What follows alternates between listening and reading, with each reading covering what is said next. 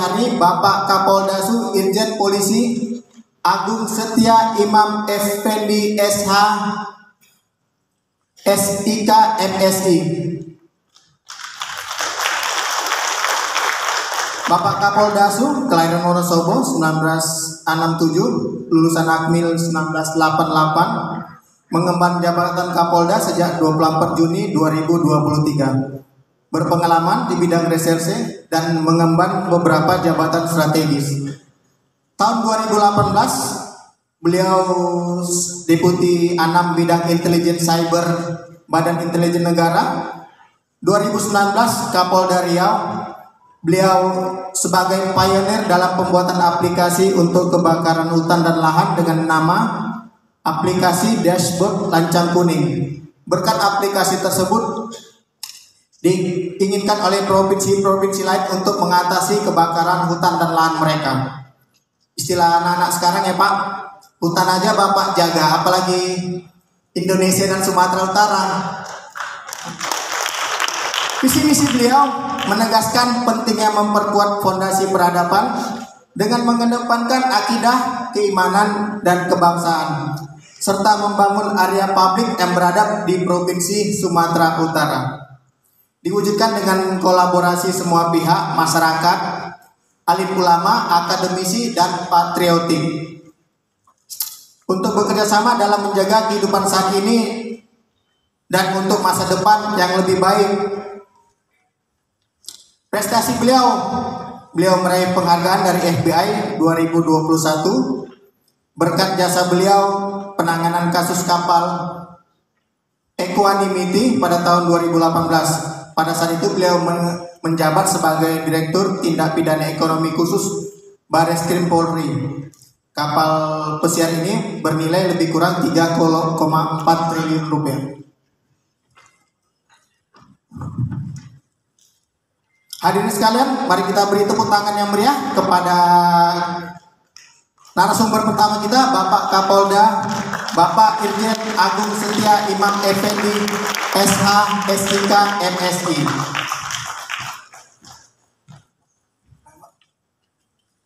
Ini Pak.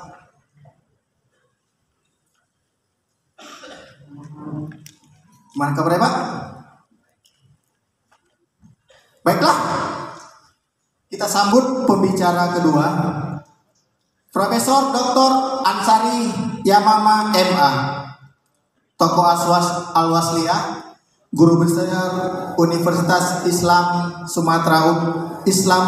Negeri Sumatera Utara, pengurus Forum Kerukunan Umat Beragama, tokoh penggagas Islam transitif. Lahir di Langkat 1966, menyelesaikan SD dan aliyah di Langkat, S1 dan S3 di UINSU, dan ini yang antik, S2 beliau di Leiden, Belanda. Yang seperti kita ketahui, Leiden adalah tempat saksi sejarah lahirnya organisasi Perhimpunan Indonesia pertama. Penggagas Islam transitif yang mengajarkan agar kebahagiaan dan kenyamanan tidak boleh hanya dinikmati sendiri, namun juga menjadi tradisi dalam gerakan Islam dan harus diejawantakan dalam bentuk gerakan yang bersifat kolaboratif, dan kenyamanan tidak boleh, dan menyatukan nilai-nilai universal yang dapat berterima bagi semua tanpa ada yang merasa tertinggal dan tersinggung. Selain mengajar, beliau juga aktif menulis sebagai pembicara dalam beberapa seminar pada level nasional maupun internasional, seperti pada seminar internasional Religious Pluralism di Santa Barbara University 2010 tentang The Ideology and Development of Islamic Radicalism in Indonesia. Beberapa karya ilmiah yang dihasilkan beliau: Ensiklopedia Kerukunan Umat Beragama, Mission in Christianity and Islam, The Understanding Concept, Kerukunan Hidup umat beragama dalam perspektif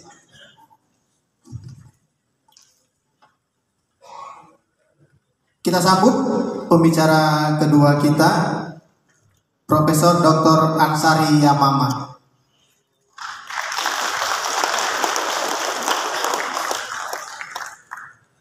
Baik, kita sambut pembicara ketiga, Sekretaris Dewan Pimpinan Pusat Majelis Ulama Indonesia periode 2020-2025, Buya Dr. Amir Shah Tambunan.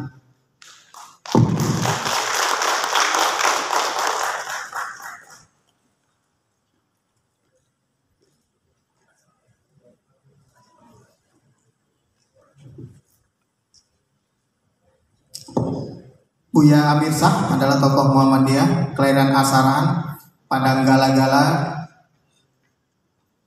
1963. Sempat kuliah di UNSU selama 3 tahun, Buya. Pada tahun 1983 sampai 1997 beliau ini sebenarnya di Sumatera Utara sebagai Ketua Ikatan Pelajar Muhammadiyah, Ketua Umum Ikatan Muhammadiyah Cabang Kota Medan, Ketua Umum Pimpinan Daerah Muhammadiyah Medan Kota Medan, Ketua Pimpinan Cabang Muhammadiyah Tegalrejo, dan Ketua Pimpinan Wilayah Pemuda Muhammadiyah Sumatera Utara. Riwayat organisasi beliau selama hampir 20 tahun di Majelis Ulama Indonesia membuat Buya dikenal luas di organisasi lintas agama dan civil society. Ini tentu akan menjadi modal utama dalam merajut koeksistensi sosial di tingkat internal umat dan antar umat beragama dalam bingkai NKRI. Sejalan dengan organisasi Buya yang selalu menjaga keseimbangan hubungan antara ulama dan umaroh. Salah satu artikel beliau mengkaji tentang Islam Wasatiyah atau Islam moderat dengan judul Islam Wasatiyah to Build and Dignified Indonesia.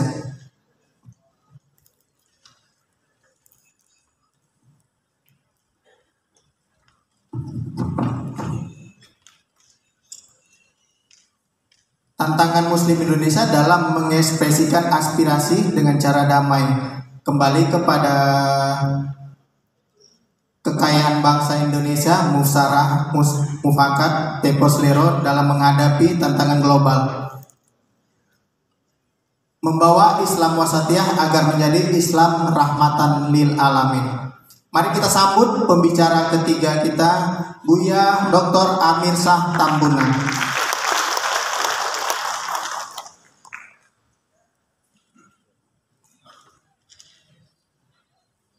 Hadirin sekalian, Bapak Ibu, Tuan-tuan guru, alim ulama, cerdik pandai, mari kita beri tepuk tangan yang paling meriah kepada ketiga narasumber kita.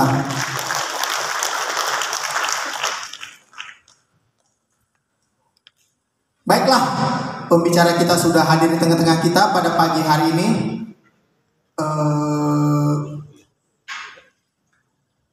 Untuk itu kami berikan kepada Buya pertama untuk memberikan materi presentasi mengenai partisipasi ormas Islam dalam mewujudkan Islam Wasatiyah menuju pemilu damai 2024. Siapkan fokus terbaik Anda. Kita sambut pembicara kita, Buya Amir Shah Tambunan. Silakan, Buya.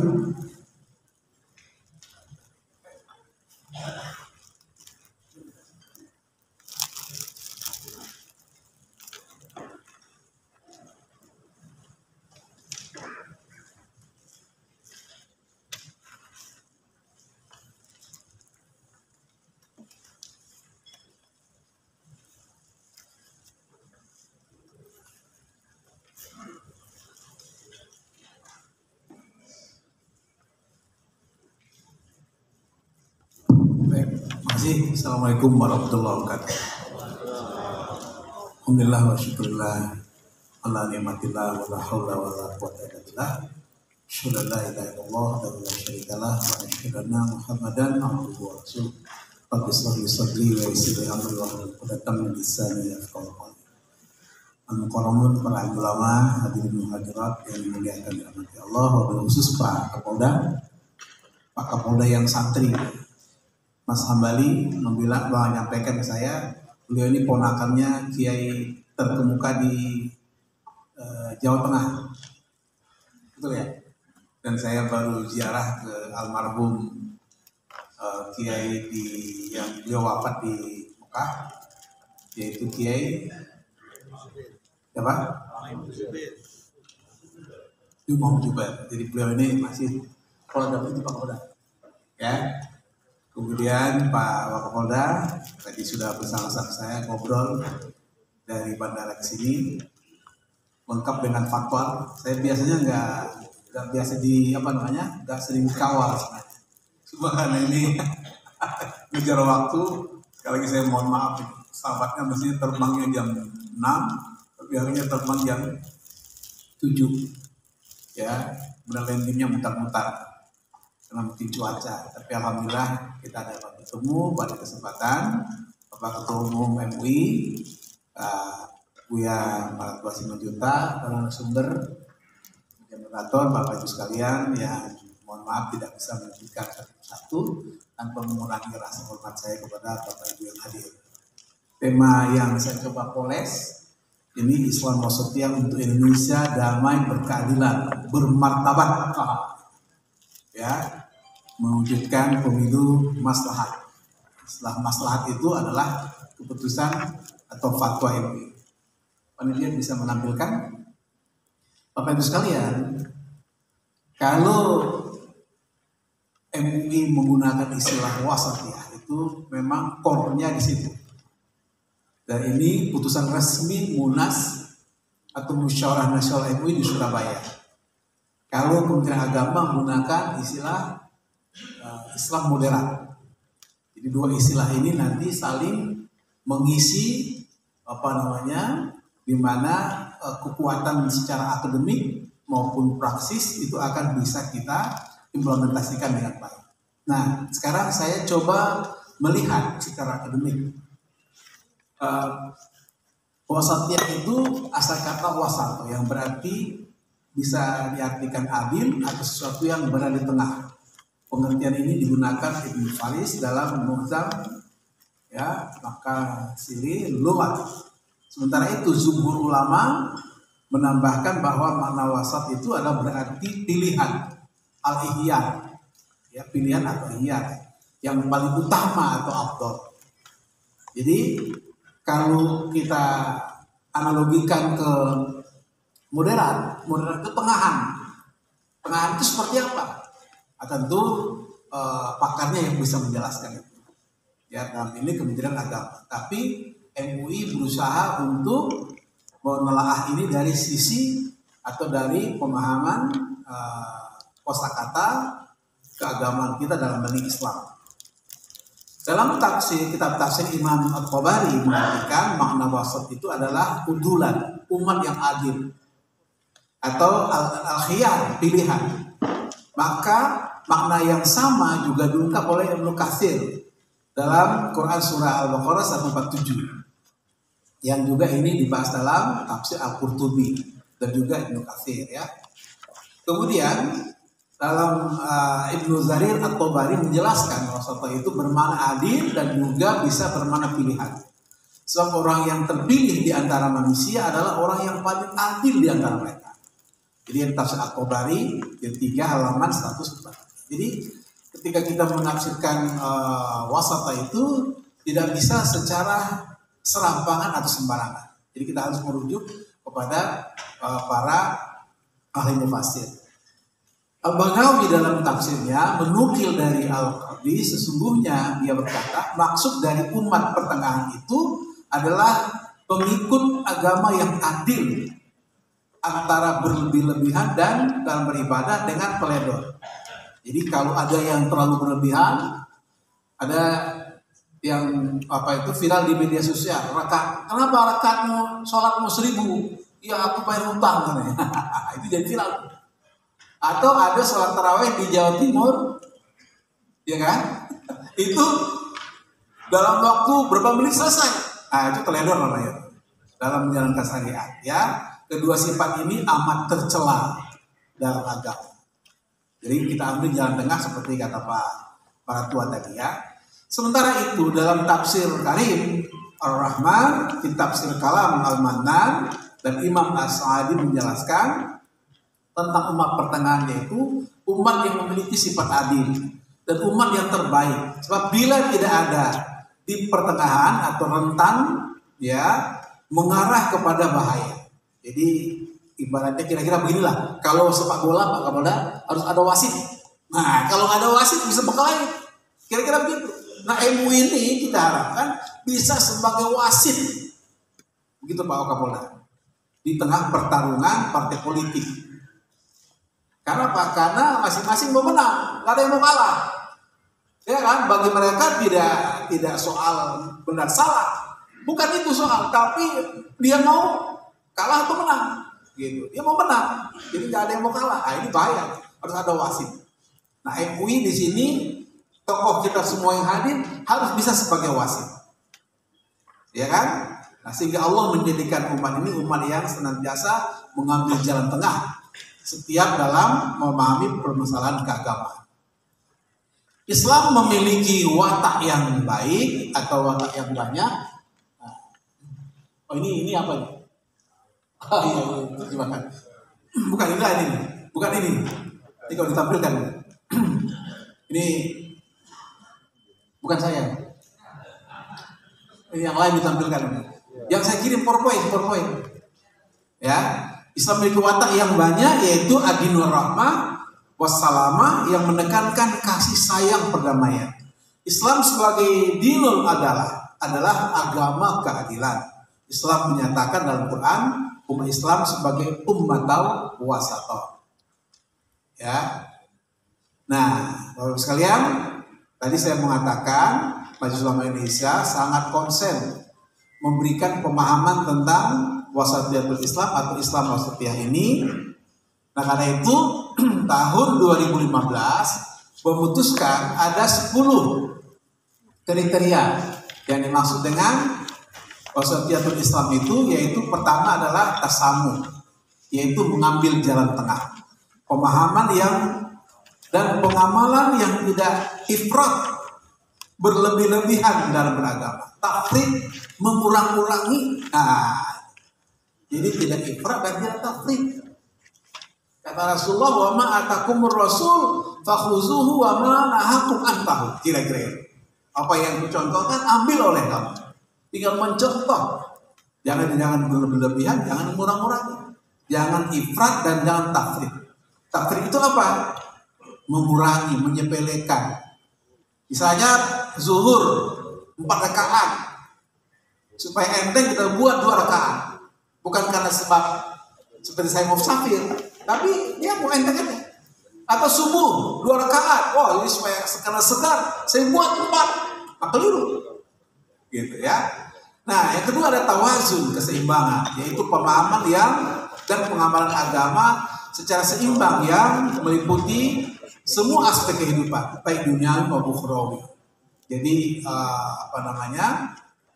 dalam konteks Islam sebagai agama yang seimbang dunia dan akhirat. Karena itu kata Allah ya, di dalam Al-Quran surah Al-Qasas ayat 77, itu Allah menjelaskan dengan tegas, wabtaghi bima taqallahu daral akhirah wala tansa nasibaka minad dunya wa ahsin kama ahsanallahu ilaik wala tabghil fasada fil ardh innallaha la yuhibbul mufsidin. Pertanyaannya, kenapa kejar akhirat, jangan lupakan dunia? Itu ada filosofinya Bapak Ibu. Kenapa tidak kejar dunia? Dalam ayat ini kejar akhirat, jangan lupa dunia. Karena orang yang ngejar dunia, dia lupa akhirat. Tapi kalau dia kejar akhirat, insya Allah dia tidak akan lupa dunia. Karena itu diawali dengan ya di dalam ayat ini, yaitu raih oleh kamu kebahagiaan di akhirat, jangan lupakan dunia. Yang ketiga adalah iktidal, lurus tegas, yaitu menempatkan sesuatu pada tempatnya dan melaksanakan hak dan memenuhi kewajiban secara proporsional. Berikutnya adalah yang keempat tasamuh, yaitu toleransi, yaitu mengajak dan menghormati perbedaan, baik dalam aspek keagamaan, berbagai aspek juga beraspek kehidupan. Mana wilayah toleransi adalah wilayah yang kita sebut dalam fikih itu, jadi banyak teman-teman dari UIN di sini yang pasti tahu, yaitu ada dua wilayah. Ada yang disebut dengan usuliyah, ada yang disebut dengan apa? Selain usuliyah, apa? Yang satu lagi? Furiyah. Yang ditoleransi itu furiyah. Yang usuliyah itu mana? Akidah. Akidah itu seperti apa? Akidah itu tegak lurus untuk menegakkan keyakinan. Nah, di situ tidak ada wilayah toleransi. Dan bentuk menganulir, tapi menghormati. Sedangkan yang disebut dengan furu'iyah, yang dalam fikih disebut dengan majalul ikhtilaf, wilayah perbedaan yang harus dihormati. Beda dengan majalul inhiraf, sesuatu penyimpangan, kata Kiai Ma'ruf Amin, Wapres, harus diamputasi, harus diputuskan. Misalnya, mohon izin Pak Kapolda, yaitu Panji Gumilang menafsirkan Quran semaunya. Dalam 10 kriteria pemahaman sesat, yaitu poin yang kelima, menafsirkan Quran tanpa kaidah. Ya kan? Yaitu kalau Tuhan nanti ke Indramayu, tidak ngerti bahasa Indramayu. Wah, kira-kira gitu. Itu kan namanya semaunya. Karena Quran itu bahasa Arab. Ada boleh seperti itu. Ya kan? Nah, karena itu namanya bukan majalul ikhtilaf, tapi majalul inhiraf. Penyimpangan. Yang penyimpangan harus diluruskan. Nah, jadi jangan dicampur adukan. Saya sering berdebat dengan teman-teman. Kenapa kok nggak dibiarin aja? Itu kan kebebasan beragama. Sekarang begini saya bilang. Ini bendera kita merah putih. Betul ya? Merah putih betul? Nah, bagaimana kalau putih merah? Ini mau sok tampil beda nih. Gimana? Saya ubah sekarang. Bendera merah putih saya ubah menjadi putih merah. Salah. Itu namanya inhiraf. Bukan perbedaan. Jangan sok mau beda. Ya kan? Semua mau ditoleransi. Nggak ada. Dalam prinsip tidak boleh ditoleransi. Setuju Bapak Ibu? Nah, misalnya apa? Pemilu jujur dan adil. Kan gitu. Tadi saya cerita dengan Pak Kapolda. Saya didatangin oleh Bawaslu, Pak Ketum.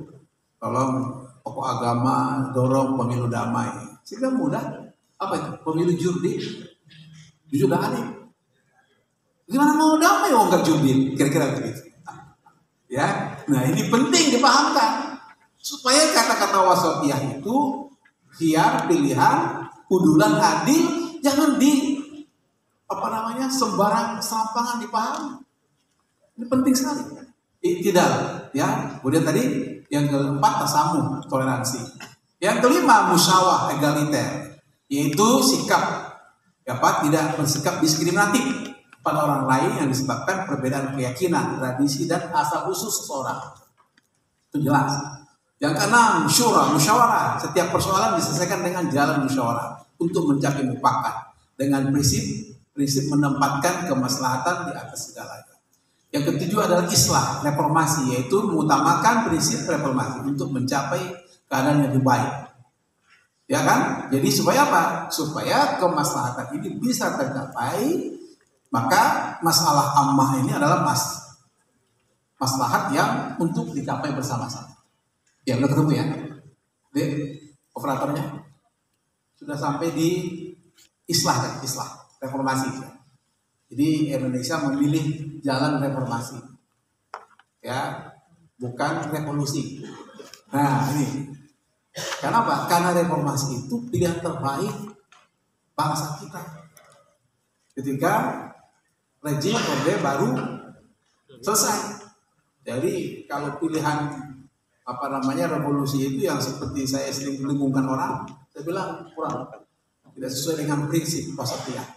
Itu ekstrim, kira-kira begitu, ya. Kita berjalan tengah apa untuk perbaikan. Quran surat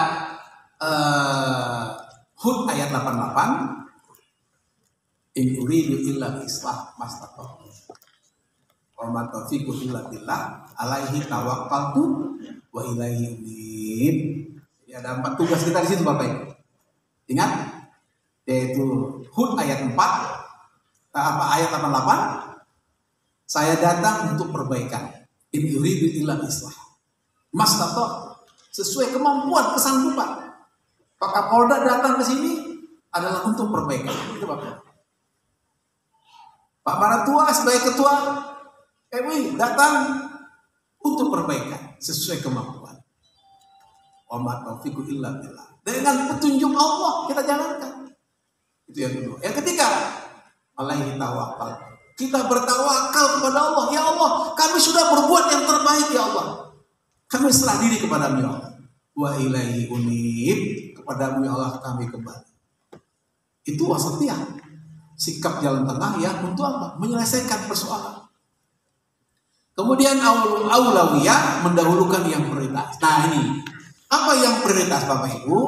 Mohon izin Pak Moderator. Saya sampai jam berapa? Jam 11. Oh berarti ada 10 lagi. Mohon izin nih, saya harus tanya moderator supaya saya adil. Kalau saya sampai selesai jam 12, saya nggak adil. Saya nggak wasatiyah. Nanti Pak Kapolda marah sama saya. Saya nggak diantar ke bandara nanti. sama narasumber berikutnya. Saya harus adil membagi waktu. Kemudian tatawur wa ibtikhar, dinamis dan inovatif. Kemudian tahaddur, yaitu keadaban. Jadi membangun keadaban ini Bapak Ibu sekalian tidak mudah. Karena itu harus kita penuhi. Poin 1, 2, 3, 4, 5, 6, 7, 8, 9 baru kita masuk tahaddur. Nah ini prinsip bagaimana Islam tentang hubungan antar umat beragama dalam lingkungan NKRI. Silakan nanti dibaca. Kalau saya jelaskan satu persatu harus nambah 2 SKS lagi. Butuh waktu. Ya, 2 jam lagi. 2 SKS 2 jam. Silakan dibaca ya Bapak Ibu ya. Nah, ini juga lanjutan dari bagaimana sikap-sikap Islam mengakui eksistensi agama Islam tanpa mengakui keberadaan agama tersebut, sebagaimana pada masa Nabi juga diakui eksistensi agama selain Islam, yaitu antara lain seperti Yahudi, Nasrani dan Majusi. Jadi eksistensinya diakui, tapi kebenarannya harus kita lihat. Itu proporsional artinya dalam konteks memahami agama ya. Nah kemudian ini ijtima ulama yang kita hasilkan tahun 2018, yaitu eksistensi negara kesatuan Republik Indonesia yang disebut dengan Mitsaq Watani, ya, yang berisi tentang kesepakatan Mu'adah al-Jam'iyah, yaitu kesepakatan untuk saling menjaga negara. Supaya apa? Supaya jangan hanya umat Islam yang disuruh menjaga negara. Umat lain juga sama kewajibannya menjaga negara. Supaya apa? Agama kita ini, kita beragama ini saling tolong menolong.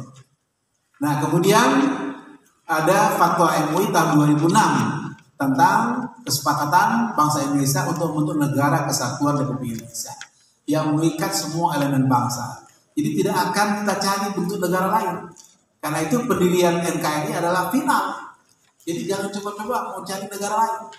Kalau mencari bentuk negara khilafah itu tidak sesuai. Mencari bentuk negara komunis juga tidak sesuai. Karena apa? Kita sudah final untuk NKRI. Ya, begitu Bapak Ibu sekalian. Demikian juga dalam rangka menghindari adanya pengkhianatan dan atau pemisahan dari separatisme, negara wajib melakukan upaya-upaya nyata menciptakan rasa adil dan seterusnya. Ini fatwa kita tahun 2006. Ini tahun 2018, yaitu bagaimana hubungan agama dan politik dalam kehidupan berbangsa bernegara. Jadi kalau MUI boleh nggak bicara politik? Boleh. Sampai bilang masalah. Kalau MUI bicara politik, tapi politik kebangsaan, politik yang untuk mensejahterakan, bukan politik praktis. Politik praktis itu siapa? Partai politik. Pencalonan wapres, presiden dan wapres, wakil rakyat itu urusan partai politik. MUI nggak ada urusan. Jadi kalau saya mau calon, misalnya hari ini saya mau calon sebagai misalnya Pak Martua mau wapres misalnya kan, misalnya saya harus mundur Gak boleh saya sebagai sekjen MUI. Betul ya? Begitu Pak Martua ya? Nah, begitu juga Pak Kapolda. Pak Kapolda menjadi apa? Legislatif misalnya. Nah, ini pilihan namanya, pilihan politik. Begitu Bapak Ibu sekalian. Supaya kita saling menjaga kedamaian. Nah, sekarang kita lihat sedikit lagi sebelum saya akhiri 5 menit lagi. Ijma Komisi Fatwa MUI tahun 2012. Islam memandang hak asasi manusia, ya hukum al-insan al-asasiyah, merupakan hak kodrati yang melekat pada diri manusia. Jadi artinya apa? Hak yang melekat pada kodrat manusia. Di sini ada dua hal yang harus kita jaga. Selain HAM ada KAM. Nah, ini sering kita dijejali dengan HAM. Tapi KAM-nya dia lupa.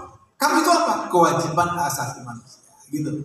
Jadi bisa imbang nih, ya supaya adil nih. Jangan hanya HAM aja, tapi KAM, kewajiban asasi manusia. Terus lanjut. Ini karena saya diburin waktu. Nah, sekarang saya sampai ke sebuah rekomendasi. Segenap umat Islam wajib menjalankan ajaran Islam seperti iktidal, tawazun, tawassut dan lain-lain. Sebagaimana saya jelaskan tadi ada 10. Sebagai bentuk tanggung jawab mas'uliyah sebagai umat beragama dalam membentuk memberikan pemahaman wasatiyat Islam kepada kehidupan bermasyarakat, berbangsa dan bernegara.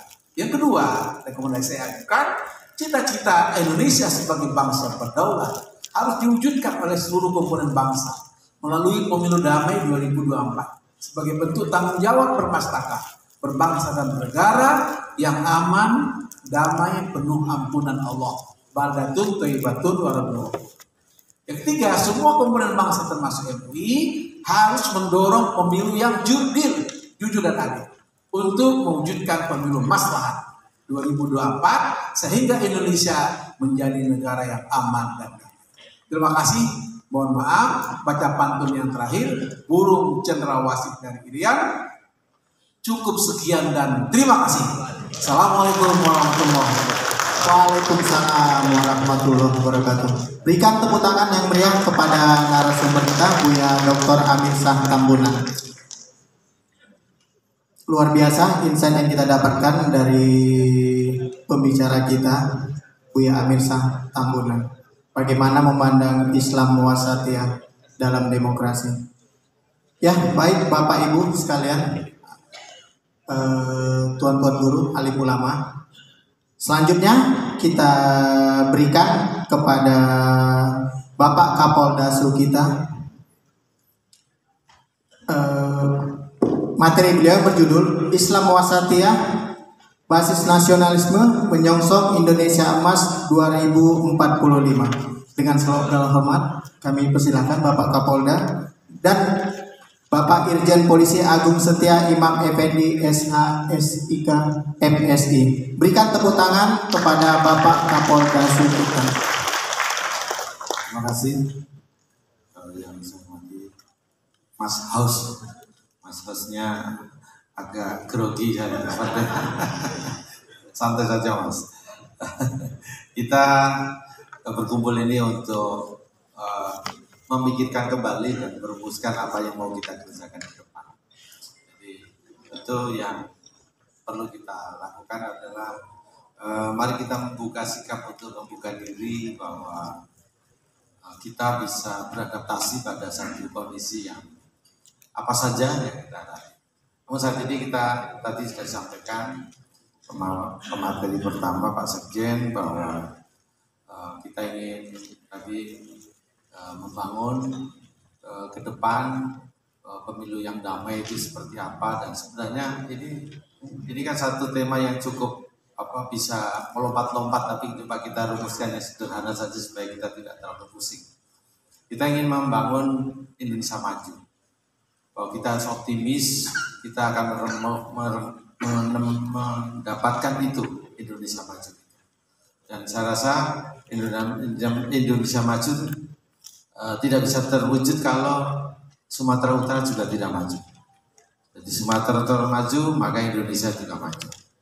Maka saya ingin menyampaikan satu materi pemikiran kami dan harapan kami ini bisa menjadi bahan diskusi di forum majelis ini, untuk kita kemudian merumuskan apa yang akan kita lakukan. Bapak Ibu sekalian, kita paham bahwa kondisi bangsa ini sejatinya kondisi bangsa yang hebat. Hari ini kita adalah menjadi 5 negara yang memiliki kemajuan tertinggi di dunia. Ini realita yang kita hadapi. Jadi maka kita harus membangun energi positif kita bahwa kemajuan kita di 5 besar di dunia ini harus kita jaga. Sejatinya bahwa kemajuan ini tidak datang begitu saja dari langit, tapi ini adalah usaha kita semua. Usaha dari orang Medan, orang Batak, orang Sumut, yang kemudian kita bisa menjadi bagian berkontribusi pada negara ini. Negara ini negara yang sangat besar, negara yang tidak bisa hanya didiskusikan oleh kelompok kecil saja. Ini negara ini 236 juta manusia yang harus kita rumuskan, kita dorong pemikiran, kita dorong energinya, energi positif untuk kemudian kita bisa melangkah ke depan sama-sama.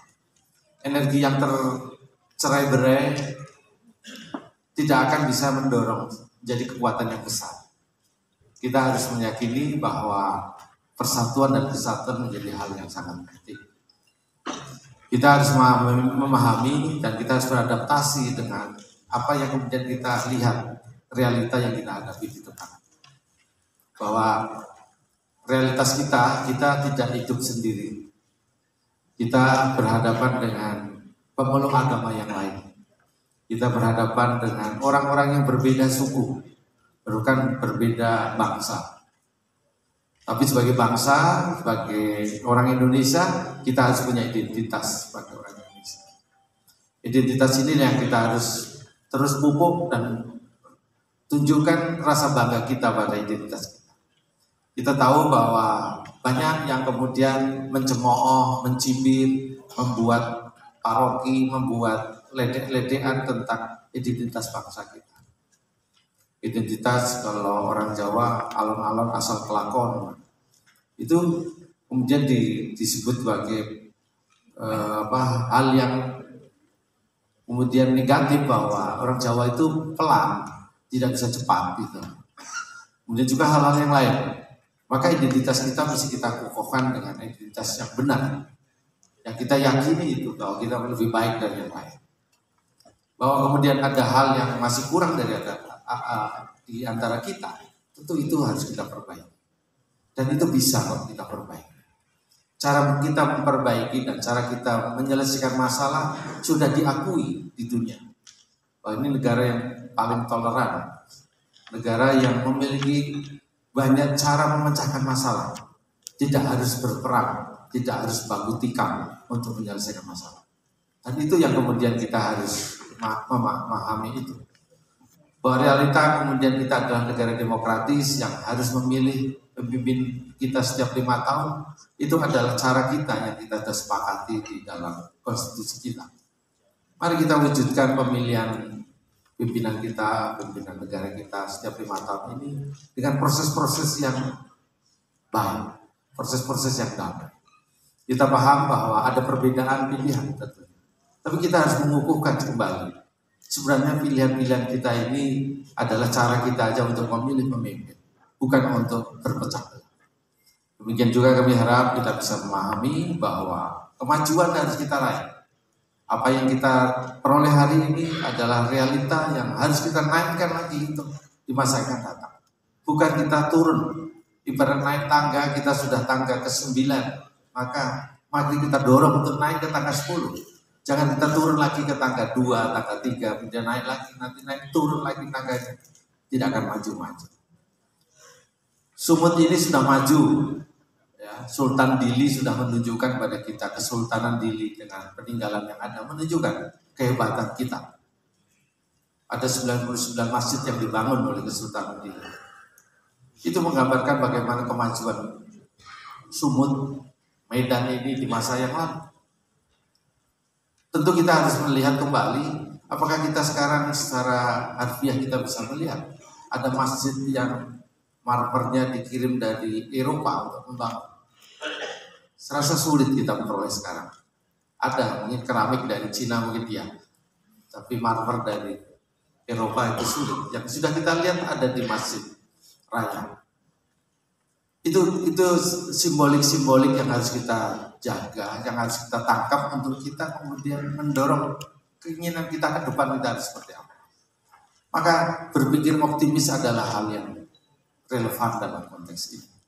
Untuk kita kemudian memastikan bahwa kita memiliki pikiran, kita punya energi untuk kita bisa kemudian bersama-sama.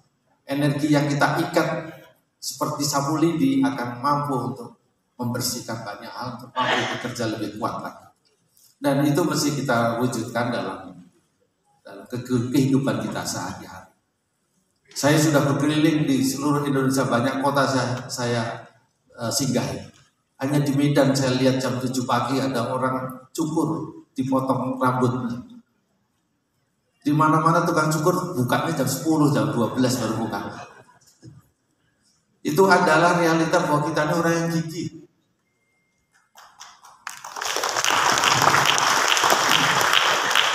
Dan itulah yang kita rasakan bahwa banyak kita dilupakan karena tadi dunia maya kita selalu mengatakan keburukan-keburukan kita. Kita dijadikan ledekan-ledekan oleh diri kita untuk kita. Apakah kita akan meneruskan itu? Mari kita bijak dalam menggunakan media sosial. Apakah hari-hari pikiran-pikiran negatif kita saja yang kita semburkan di dalam media sosial kita? Mengapa tidak ide? Mengapa tidak keinginan bersama? Mari kita bangun masjid yang lebih megah daripada Masjid Raya. Mungkin itu satu energi positif untuk kita bisa wujudkan. Mari kita bangun Medan ini, Medan yang beradab. Medan yang orang-orangnya hidup antara pikiran, hati, dan perbuatannya sama. Mari kita tunjukkan, tampilkan di area-area publik. Untuk kemudian kita merasakan bahwa betapa nyamannya Medan, betapa majunya Medan. Bukan kalau kita pergi ke Johor baru kita rasakan, aduh betapa majunya negeri Johor ini. Betapa buruknya negeri kita di Medan sana. Maka itu harus kita bangun. Negeri Johor juga membangun dulu masyarakatnya dengan optimisme.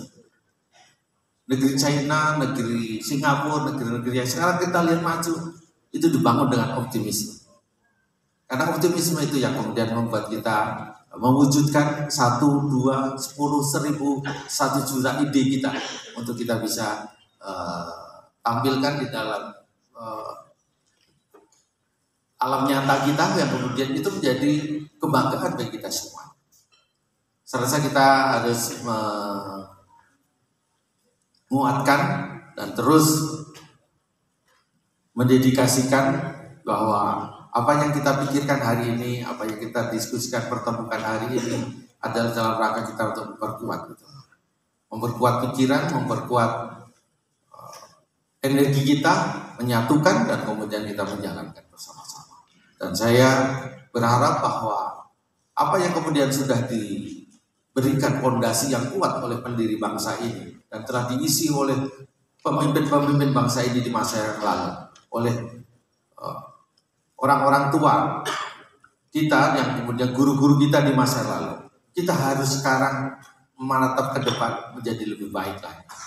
Fondasi yang kuat ini sudah kokoh untuk kita topang dengan berbagai macam kemajuan dan banyak hal yang bisa kita lakukan. Tentu kami berharap kita semua memahami bahwa harmoni kehidupan ini harus menjadi harmoni yang nyaman, bukan harmoni penuh kebencian, bukan harmoni untuk terpecah belah, tapi harmoni kenyamanan. Saya sudah mengikuti beberapa kegiatan Jumat subuh untuk bersama-sama dengan Pak Waka berkeliling, bertemu dengan jamaah subuh di masjid. Cirinya satu, Pak. Jamaah subuh itu yang hadir pasti sudah sepuh-sepuh, sudah tua-tua. Itu menjadi PR bagi kita semuanya. Apakah kita bisa mengajak paling dekat anak kita lah untuk sama-sama pergi ke masjid pada subuh hari. Ini sesuatu yang berat bagi kita. Tapi kita harus pikirkan bahwa anak yang dididik orang tua langsung itu akan punya kenangan, punya hal yang tertanam dalam benaknya untuk dia lakukan. Anak-anak yang kita biarkan tidur sampai siang, tidak pernah kemudian kita bangunkan untuk sholat subuh, tentu dia akan merasa nyaman bahwa tidur siang itu nyaman. Dan kita tahu dia sudah melanggar akidah Islamnya. Sholat itu kewajiban. Nah itu yang tentu kita harus bangunkan dari diri kita semuanya. Bahwa kemudian mari kita bangun dari keluarga. Keluarga yang baik, keluarga yang kuat. Anak kita tidak cukup hanya diberi uang sangu, uang jajan, kemudian semuanya selesai. Apalagi kemudian anak kita umur 2 tahun sudah dikasih HP untuk supaya dia tidak rewel mengganggu mama-mamanya yang lagi media sosial. Itu juga coba pikirkan kembali, betul nggak anak kita sudah mampu menelaah HP? Karena HP itu salah pencet bisa ke neraka itu. Kita harus memahami itu dan bukan sekedar bagaimana ini teknologi di zamannya. Kalau kita pergi ke masjid, kita pergi kalau lagi istirahat di masjid, anak-anak dikasih HP, kita semua orang tua ngobrol yang lain. Kita pergi ke ruang makan, anak-anak dikasih HP, kita ngobrol yang lain. Sepertinya HP menjadi pengganti orang tua. Ini teknologi, ini hanya membantu kita. Yang bisa menanamkan akhlak kepada anak-anak kita adalah orang tua. Saya ingin kembalikan ini. Saya ingin juga mengajak bahwa masalah-masalah terhadap anak ini sudah begitu miris. Ya. Kami menangkap begal setiap malam, Pak. Tapi kami tidak pernah memberitakan untuk supaya Bapak Ibu tenang. Tapi yang saya miris adalah anak-anak yang kami tangkap, begal-begal yang kami tangkap, mayoritas anak-anak. Apa yang terjadi pada anak-anak? Kami panggil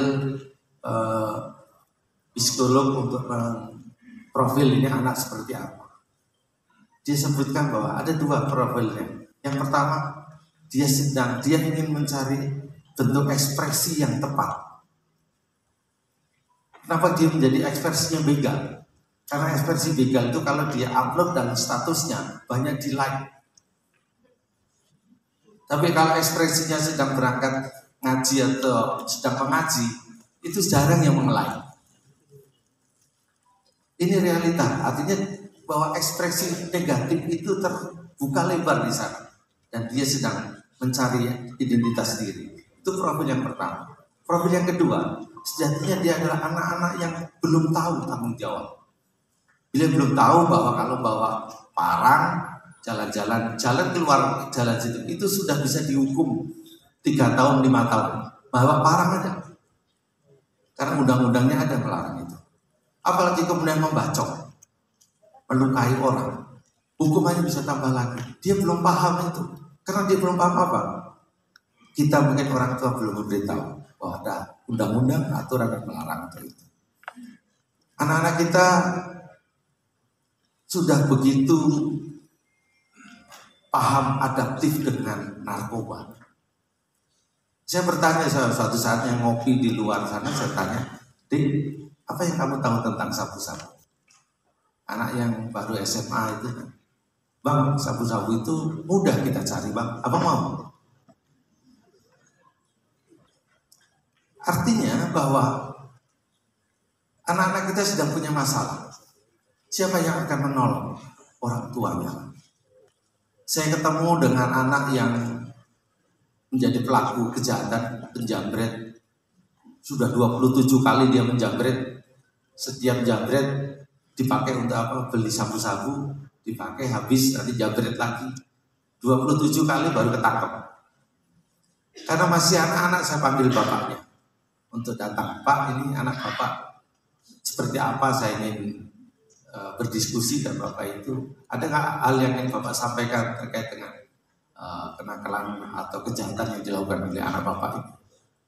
Bapak itu nyampaikan, Pak Kapolda, saya minta 1 saja, tapi tolong dituruti. Saya pikir ini permintaan yang gampang gitu. Apa permintaan Pak? Tolong tembak mati anak saya. Itu realitas. Saya jadi tertegun, saya udah oke. Bapak bicara dulu dengan saya. Kenapa Bapak permintaannya begitu berat untuk saya lakukan? Pak, anak saya sejak SMP, sejak mengenal narkoba, sudah tidak punya tata krama, sudah tidak punya agama, sudah tidak punya sopan santun. Kita hidup di keluarga ini seperti hidup di neraka karena saya punya anak satu. Saya lebih baik hilang dia satu, tapi saya bisa selamatkan adik-adik dan kakaknya yang lain. Ini yang kemudian saya ingin menggugah Bapak Ibu sekalian. Saya tahu masalah narkoba itu lingkungan, orang tua ngerti anaknya saya ini pemakai. Saya dalam kesempatan ini mengajak, mari sampaikan ke kami akan rehabilitasi, bukan kami tangkap.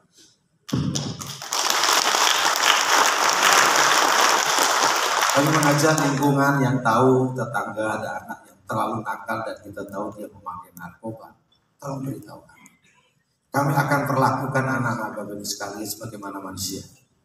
Dialah anak-anak kita yang harus kita hidupkan, bukan kita binasakan. Kita akan bawa mereka untuk mengikuti program rehabilitasi. Ya, pemerintah provinsi kemarin saya berapat membahas ini dan siap untuk menindaklanjuti bagaimana program rehabilitasi kita harus kita selenggarakan. Ada 1,1 juta orang di Sumatera Utara di pengguna narkoba. Apa yang kemudian kita bisa sampaikan di sini? Setiap tahun 20 triliun untuk beli narkoba untuk memenuhi 1,1 juta itu manusia orang Sumatera Utara. Angka yang lebih besar daripada APBD provinsi. Ini realita yang tidak kemudian mohon maaf kita sibuk dengan kenyamanan semu, kita seakan-akan membangun peradaban, tapi dengan mungkin perlu kita koreksi kembali cara-cara kita untuk mengiyakan cara-cara preman. Ini Medan ngomongnya harus kasar, harus brutal. Cara itu tidak tepat. Kita semua manusia. Dan kita punya akhlak yang sudah dibangun oleh leluhur kita jauh lebih bagus. Saya katakan, Sultan Dili itu sudah bangun 99 masjid. Yang di dalamnya itu tempat kita belajar dan mengkaji Al-Quran. Tentu kita harus memahami itu sudah modal yang kita punya. Dan kita harus ke depan, harus bisa optimis untuk bisa membangun Sumatera Utara menjadi lebih baik. Pemerintah sudah sangat luar biasa memberikan ruang ini. Dan secara saya kemajuan ini harus kita raih terus-menerus ke depan. Kita tidak mau mundur selangkah pun. Dan saya harap ini menjadi satu pemikiran kita bersama bahwa kemajuan dan prestasi yang sudah kita capai hari ini tidak untuk kita mundurkan, tapi kita majukan. Kita lindungi keluarga kita, anak-anak kita arahkan mereka, kita didik mereka untuk menjadi penerus dari Sultan Dili yang terdahulu, yang lebih gemilang, lebih menunjukkan peradaban manusia yang lebih baik dengan kokohnya, dengan tegaknya. Sendi-sendi Islam di sini tentunya akan menjadi kontribusi yang luar biasa bagi masyarakat semua. Demikian dari kami, terima kasih. Wassalamualaikum warahmatullahi wabarakatuh. Berikan tepuk tangan kepada Kapolda kita yang luar biasa, yang sangat agamais. Jadi Bapak Sumatera Utara ya Pak, kayaknya Pak ya, tempat masyarakat mengadu, tapi yang masalah-masalah aja nih. Baiklah, kami persilahkan kepada pemateri kita yang terakhir, Bapak Profesor Dr. Ansari Yamama, dengan materi Islam Moderat untuk Indonesia Damai. Silakan Prof. Dengan segala hormat. Assalamualaikum warahmatullahi wabarakatuh. Alhamdulillah, salatu wassalamu ala rasulillah alladzi la nabiyya ba'da. Yang saya hormati Bapak Sekjen MUI, orang Sumatera, orang Sumut, tapi bertempat tinggal di Jakarta karena beliau sebagai tokoh nasional. Yang saya muliakan Bapak Ketua MUI Sumatera Utara, tokoh nasional juga, tetapi beliau sengaja memilih bertempat tinggal di Kota Medan. Bapak Kapolda yang amat sangat kami banggakan. Inilah kelebihan polisi ini adalah mendapatkan gelar kepolisian jenderal, dapat juga gelar akademik, magister, sedikit lagi doktor, dan insya Allah ke depan jadi profesor. Kalau kita ini sebagai orang akademisi tak bisa dapat gelar kepolisian, kan gitu ya, jenderal dan lain sebagainya. Nah, inilah kelebihan polisi. Tentu diaminkan oleh Bapak Kapolda yang saya muliakan. Para tuan guru yang berhadir pada pagi menjelang siang ini, hari Jumat, saya lihat satu persatu sudah mulai bergerak gelisah mau jadi rohatif ini Pak Kapolda. Rohatif ya. Insyaallah baik. Tuan-tuan guru, Bapak, saudara-saudara, kalau dari perspektif ilmu usul fikih, terlebih lagi usul fikih transitif, apa yang kita bicarakan hari ini, tema kita hari ini yang disampaikan Bapak Kapolda, didoakan oleh Bapak Ketua MUI tadi juga, disampaikan oleh Bapak Sekjen MUI Pusat, ini adalah bagian daripada apa yang disebut dengan ad-daruriyah al-khamsah. Satu konsep yang bersifat darurat harus dilakukan. Dalam konteks kebangsaan, artinya apa? Bahwa setiap umat Islam, pemerintah mempunyai kewajiban untuk merealisasikan yang salah satu tadi adalah dalam konteks kebangsaan. Strip adalah dalam konteks pemilihan presiden tahun 2024. Nah, kenapa ini menjadi daruriyah? Sebab hari ini dunia sedang tidak baik-baik. Dalam konteks relasi keberagamaan, berbagai peta dunia terjadi konflik. Yang terakhir, konflik di India antara orang Hindu, masyarakat Hindu dengan masyarakat Muslim. Walaupun terkesan mungkin kebijakan pemerintah India sedikit mungkin memberikan memprovok terjadinya konflik tersebut. Nah, oleh karena itu kita Indonesia di sini punya kelebihan bahwa kita Indonesia ini ada yang namanya tadi konsep al-wasatiyah, strict moderasi dalam konteks berrelasi sosial dan moderasi dalam konteks beragama, relasi keberagamaan. Itulah sebuah kelebihan. Cuma yang menjadi persoalan adalah salah satu yang membuat situasi kebangsaan kita juga ikut dalam kondisi yang agak hangat.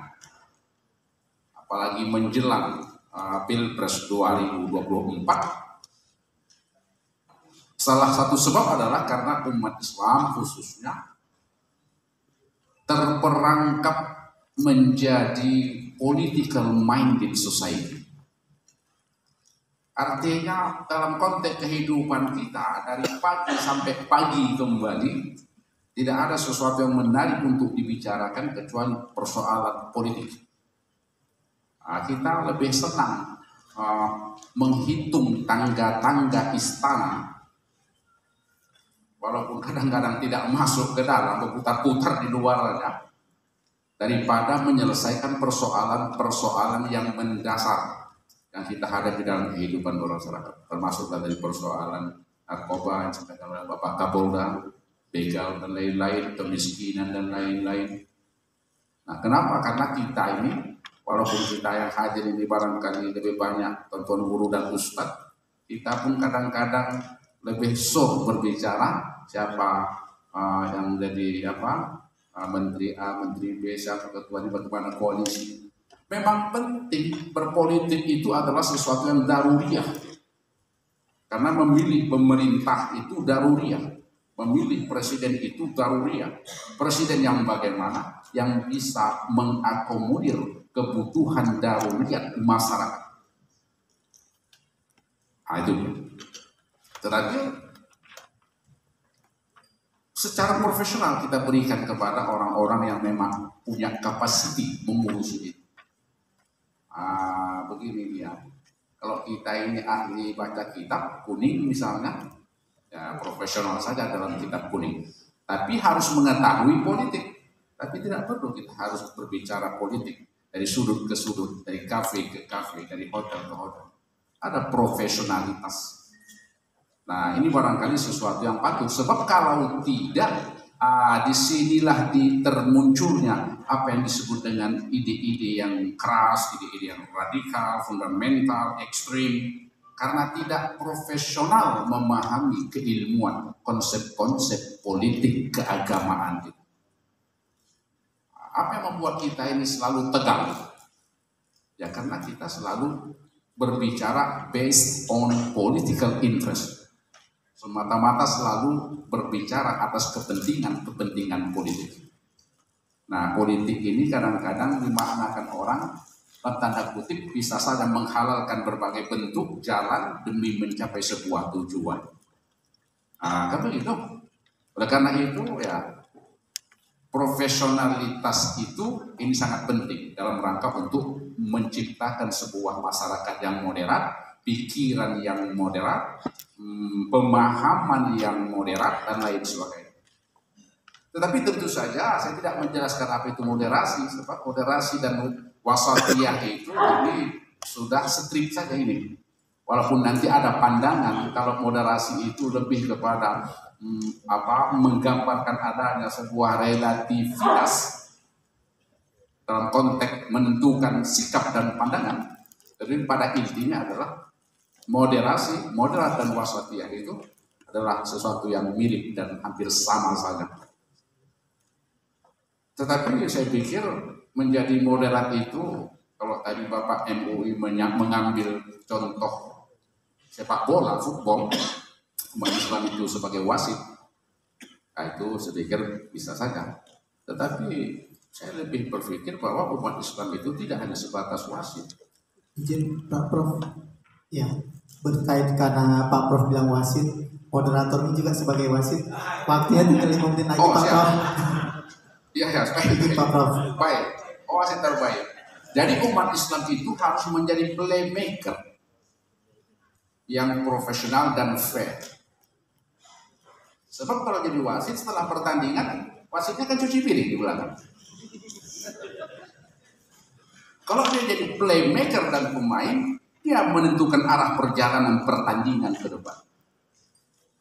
Dia pemain langsung, tetapi fair dan profesional. Itulah moderat. Fair dan profesional, itulah moderat, baik dalam beragama maupun dalam berpolitik.